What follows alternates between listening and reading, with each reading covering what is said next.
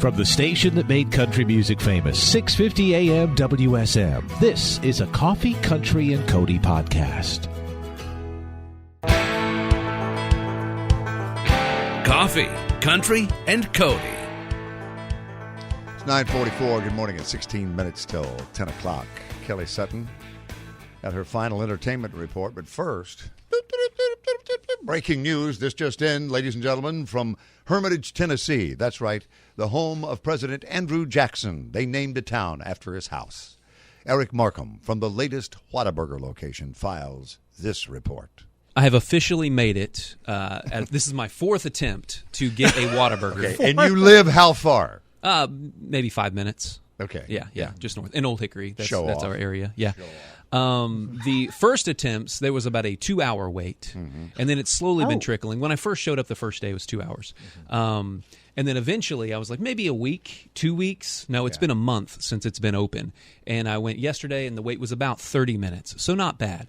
But I heard somebody in line talking about how it doesn't matter if you come at noon or at 2 o'clock in the morning, the wait is the same. You're going to be waiting at least 30 minutes. So no off time? No, it's a 24-hour, 7-day-a-week establishment. Is it really? And they cook it fresh, right? When fresh. They don't cook it till you order it. No, they have a cold semi-truck sitting outside the Whataburger to hold all of the food because there's such a demand for the Whataburger. Are you serious? Oh, yeah.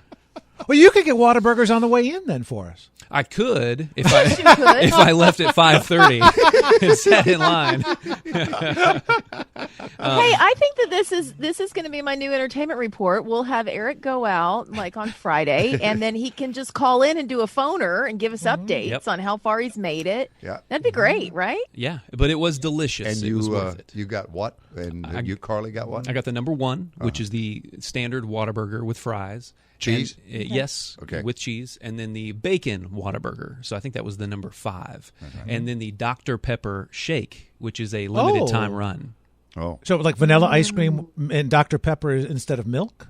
Yes. So okay. Just so you know, ladies, you don't have to be pregnant to enjoy this, but it sure helps. Just ask Carly, right? Yeah. Mine is, I did not exercise yesterday. This is called sympathy weight. You're gaining along. I like that. Very nice. Studio director Eric Markham. So, out of curiosity, have you ever had an In-N-Out burger? Because that's the best of all the chain burgers I've ever had in my life, and it's not even close to me. So have you ever had an In-N-Out burger? I have. It's been about 15 years. Okay. So I don't remember what it would taste like in compared, but Whataburger was great. It was a good-sized burger, too. Yeah. I was surprised at how big of a burger it was. Yeah. All right, what did set you back? Like what are we talking cash money out the door? So cash money. OTD, as they say in the industry, OTD That's right. was $23 for all that. Not bad. So 2 burgers, 2 fries, and a shake. So a meal, Right. So a number one with fries and a shake and a drink. So that came as a meal, and then 2 shakes, $23. Oh, okay. That was Kelly is getting ready to do a project with Reba. We've learned during the course of the show today, and I maybe I'm not supposed to mention that yet, but that was so Reba. Hey, Hoss, what'd that set you back? Yeah. That set you back. It's like your old buddy in Texas. Who is going to pay for all of this? Exactly right. You know, $23 though. I mean, it does seem a little doesn't pricey. seem high, but I guess he got the shake, and the shake was probably like $6, So right? Yeah, 2 burgers, a fry, a drink, and 2 shakes. Yeah, $23. I guess that's right. Yeah. It just feels like a lot of money. It does. You know, you're getting old when you know that's like, that's Fast a lot of food. money. Fast food is no longer the cheap alternative. I'll tell you that right now. They have found the pandemic curve. They have. Yeah. Yes. No, the Worth pandemic curve lived on my middle right here when I started making sourdough bread. You guys really missed out. Like peak pandemic, I really went down a strange rabbit hole and started doing bread. And I was doing sourdough bread, and I had starters all over the kitchen. And Paul would walk in, and there'd be bowls covered with tea towels where they were rising, and it got real weird around here because that's not me. And then I gained a bunch of weight. I was like, okay, I got to stop making bread. My wife used to have she had an Amish recipe for this. The Amish friendship bread. Is that what it was? From Indiana. It's and that's where, and she had that. Is it the mother that you use that starts the whole starter thing with sourdough? And then you can actually give it, like I could give you some of it and you would take it, put it in the refrigerator. Oh, we've got some in our freezer. Oh, do you? Yeah, in like a big Ziploc bag. And we have to do something with it. Yeah. Yeah, Amish. Oh, it was to die for. Mm-hmm. Amish that really friendship. is good. I got to get Rebecca to look that recipe up. Well, I could go for some sourdough on Friday. I'm just, saying, just putting that out there a little, floating that out there a little bit. I'll swing by and grab you some because I ain't making it anymore. It was really fun when you have copious amounts of time and nothing to do at your house. Like, it's great. Yeah. That's super fun. But when you have other things to do, Yeah, you're we like, had. How much is this at Whole Foods? I'll get it. We had some sourdough starter that actually exploded because it builds up pressure. Really? Yes. Yeah. It is a chemical reaction that is taking place, and you have to. Is that why you cover it? You have to. Yeah, that is one of the reasons. But you have to release that pressure from time to time if you keep it. What do you like? Poke it? No, I'm talking about like in a canning jar. Oh, I thought you meant like the yeast rising and stuff. No. Poke it? No. Charlie, if you'd like to poke it, go ahead. I just never heard of it. I just didn't picture sourdough in a jar. That's what was confusing. But me, it was just the starter. Gotcha. Okay. Gotcha. And it's a constant chemical reaction that's going on. So if you don't let it breathe, if you don't pop that valve every now and then, boom. So you open the door and you got a refrigerator full of glass in there. So I remember that about it. Oh, man. No, that's a hard pass.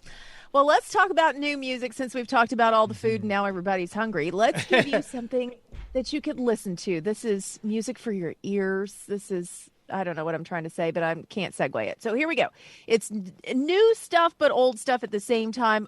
40 different songs. It's a 2 CD compilation from Hank Williams, the gospel songs. This is called I'm Gonna Sing, Mother's Best Gospel Radio Recordings. Now, this hits close to home, friends, because it is all from the one-time WSM morning radio show, which was sponsored by Mother's Best Flour. So this is the 2 CD compilation, going to be coming out March 11th, again, called I'm Gonna Sing, Mother's Best Gospel Radio Recordings. I don't have a whole lot of information on what's included in those 2 tracks. I'm sure we'll get more next week, but just to put that on your radar, if you're looking for something cool that's a throwback that you won't find anywhere else. And thank goodness they've kept these recordings. I can't imagine the process of keeping them safe. Famously, the announcer on the show was Cousin Louie Buck, one of the greats in WSM announcing history. And Hank would call him Cuddin' Louie. Cuddin' Louie is the way he would pronounce it when you listen back to those old shows. And he was terrific, back in the days of live commercials, when if they had commercial content, it was done live. So was it a morning show or an evening show? They did. Hey, you were following in the footsteps of Hank Williams, mister. Oh, wow. All right. My goodness. He wouldn't be happy with that, I don't think.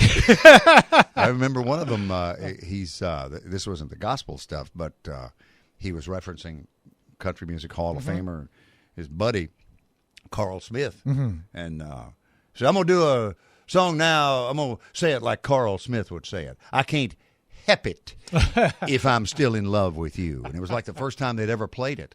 And it was live on the morning radio show here on WSM, brought to you by Mother's Best. Absolutely. Well, that's great, Kelly. Thanks for passing that along. Yeah. Going to be coming out very soon. Another little reference to something that's happening with WSM tie-in. This was really cool. There is a 3rd and 4th grade class at a local school here in Nashville called Covenant Presbyterian School, and they put together a musical about the history of the Grand Ole Opry, complete with the Red Barn backdrop and our famous WSM logo on the stand, the mic stand. So they've got it all down. And who shows up to watch it? Carrie Underwood, Grand Ole Opry star, showed up to watch the Covenant Knights put on their play, the 3rd and 4th grade, and they were all so surprised. Each one of the kids was playing a different character. We have Dolly, we have Loretta, and of course, a little girl who was playing Carrie Underwood, and she got to meet her and take pictures. They signed autographs. It was truly a surprise to everybody. They put on social media, Covenant School said, when Carrie Underwood shows up to watch the 3rd and 4th grade musical about the Grand Ole Opry, It's a really good day. So congratulations to the Knights for a well-done musical. And they even had a mini Pearl in there with the hat and the $1.98 price tag hanging down for those of you on radio who couldn't see it on television. You're on 650 AM WSM and Circle TVs. Thanks for listening to our Coffee, Country, and Cody podcast. Our program director at WSM Radio is J. Patrick Tinnell. Our digital producer is Haley Hall. Marketing and promotions director is Amanda Cannon. And I'm Charlie Matos. If you like what you've heard, make sure you subscribe so you never miss an episode. And leave us a review on iTunes. It really does help new people find the show.